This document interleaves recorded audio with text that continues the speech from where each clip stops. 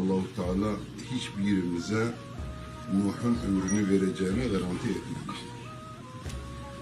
O zaman ne yapacağız? Saadetlerden, Resulullah'tan şarap, aşk şarabını, ilahi şarap, helal şarabı isteyeceğiz ki muhabbetimiz, şeyimiz artsın. İçsem sultan sakın şerbetinden, yanar gönlüm ta derinden, cennet nuru günlerinden, aşk bahçesinde gülsün sen. İçsem sultan sakın şerbetinden, yanar gönlüm ta derinden,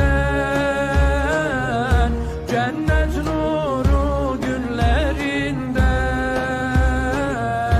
aşk bahçesinde